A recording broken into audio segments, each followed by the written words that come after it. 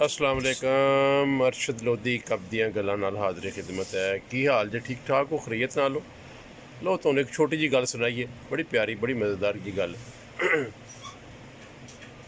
ते गल है कि हातम ताई का नां तो मेरा ख्याल हर किसी ने सुनिया ही है। हातम ताई बहुत बड़ा एक बादशाह होया ते उसदी मालो दौलत का जिहड़ा अंदाज़ा सी वो बड़ा मुश्किल सी। बहुत बड़ा महल जिहदे 40 दरवाजे सन और सखी सी बहुत बड़ा हातम ताई। हातम ताई ਦੇ मतलब कहते हैं कि कोई साइल ਜਿਹੜਾ ਸੀ ਮੰਗਣ वाला अगर एक दरवाजे चों सदा लैके अगले दूसरे दरवाजे से जाता तो उत्थे भी उन्हें कुछ ना कुछ जरूर मिल जाता सी। अगर वो 40 के 40 दरवाजे से आके सदा करता सी तो 40 के 40 दरवाजे चों कुछ ना कुछ उन्होंने जनाब जरूर वो देंदे सन। एक दफ़ा एक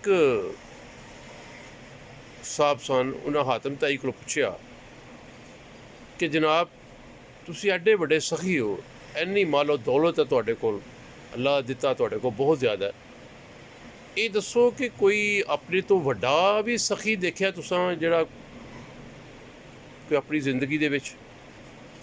ते हातम ताई मुस्कुराए तो उन्हें कहा हाँ, अपने तो वड्डा सखी एक मैं देखिया सी। उन्हें कहा जी दसो ज़रा कौन सी हो?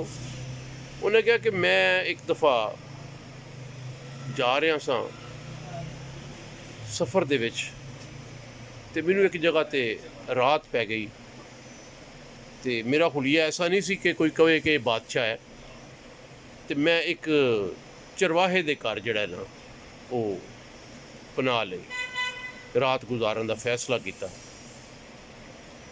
तो चरवाहा लड़का जिहड़ा सी जिस वेले उन्हें मैनू देखिया कि मेहमान आ गए ने तो उन्हें फौरी तौर पर अपनी एक बकरी जिहड़ी है उन्होंने हलाल किया ते उहदा गोश्त बना के मैनू पेश किया ते अलहदा तो एक मगज़ जिहड़ा सी उहदे सिर चों मगज़ निकलिया सी उन्होंने बना के ते मैनू वो भी पेश किया। खाना खान दे दौरान मैं मगज़ जिहड़ा है वो खाधा जिस वेले तो मैं मगज़ की बहुत ज़्यादा तारीफ़ की कि जी बहुत माशाल्लाह ज़बरदस्त मगज़ है और मैं दसिया कि जी मेरा ये फेवरेट गुज़ा है मगज़ जिहड़ा है। तो वो लड़का जिहड़ा है वो थोड़ी देर उठ के ते गायब हो जाता है, बाहर चला जाता है। तो कुछ देर तो बाद उन्हें एक प्लेट दे विच 9 मगज़ जिहड़े ने उन्होंने बना के ते मेरे अगे पेश कर दिए। क्योंकि मैनू मगज़ पसंद सन इस वास्ते मैं वो मगज़ बड़े मज़े नाल खाधे। तो सुबह जिस वेले मैं उठिया तो जान की इजाज़त मंगी तो वो मैनू बाहर छड्डण वास्ते गया तो मैं देखा कि उहदा जिहड़ा सीन सी उहदे विच 9 दियां 9 बकरियां जिहड़ियां ने वो ज़िबा होईयां पईयां सन, उन्हां दा खून जिहड़ा विखरिया पिया सी। ते उन्हां दे पुछया जिस वेले कि की माजरा है तो उन्हें कहा सरकार गल ये है कि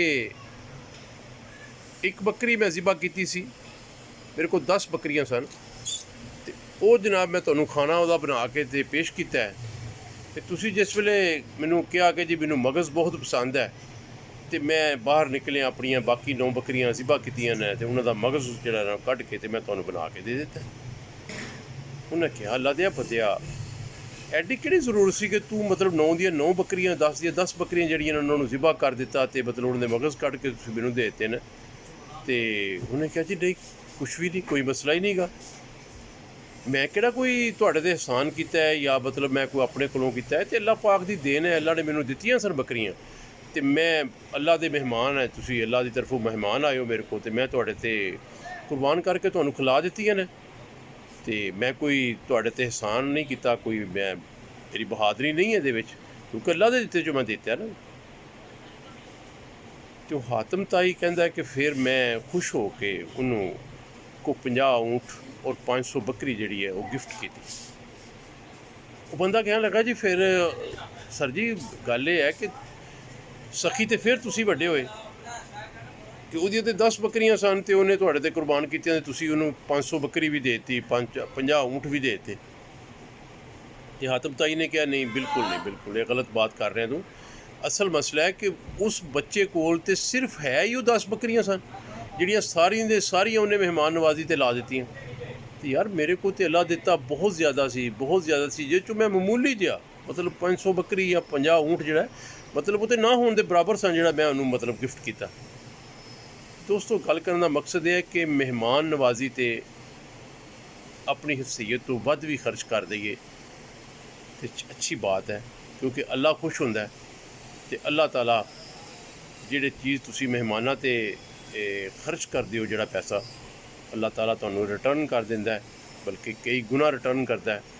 ਤੇ ਕਦੀ ਵੀ ਮਹਿਮਾਨ ਦੇ ਆਇਆਂ ਸਿਰ ਮੂੰਹ ਨਾ ਵਟਿਆ ਕਰੋ, ਪਰੇਸ਼ਾਨ ਨਾ ਹੋਇਆ ਕਰੋ। ਅੱਲਾਹ ਤਾਲਾ ਦਾ ਦਿੱਤਾ ਉਹਦੇ ਜੋ ਤੁਸੀਂ ਉਹਨੂੰ ਖਿਲਾਣਾ ਹੈ, ਕੋਈ ਆਪਣੇ ਪੱਲਿਓਂ ਨਹੀਂ ਖਿਲਾਣਾ, ਕੋਈ ਕਿਸੇ ਦਾ ਅਹਿਸਾਨ ਨਹੀਂ ਕਰਨਾ ਤੇ ਨਾ ਅਹਿਸਾਨ ਜਤਲਾਇਆ ਕਰੋ ਤੇ ਮਹਿਮਾਨਾਂ ਦੀ ਖੂਬ ਖਿਦਮਤ ਕਰਿਆ ਕਰੋ। ਅੱਲਾਹ ਤਾਲਾ ਤੁਹਾਨੂੰ ਜਨਾਬ ਮਹਿਮਾਨਾਂ ਦੀ ਖਿਦਮਤ ਕਰਨ ਦੀ ਤੌਫੀਕ ਦੇਵੇ। ਤੇ ਗੱਲ ਪਸੰਦ ਆਈ ਹੋਏ ਤੇ ਲਾਈਕ ਤੇ ਸ਼ੇਅਰ ਕਰ ਦਿਓ। ਜਿਹੜੇ ਦੋਸਤ ਚੈਨਲ ਤੇ ਨਵੇਂ ਨੇ ਸਬਸਕ੍ਰਾਈਬ ਕਰਕੇ ਚੈਨਲ 'ਚ ਸ਼ਾਮਲ ਹੋ ਜਾਓ। ਕੱਲ੍ਹ ਇੱਕ ਨਵੀਂ ਵੀਡੀਓ ਤੇ ਫਿਰ ਹਾਜ਼ਰ ਖਿਦਮਤ ਹੋਵਾਂਗਾ। ਅੱਲਾਹ ਹਾਫਿਜ਼।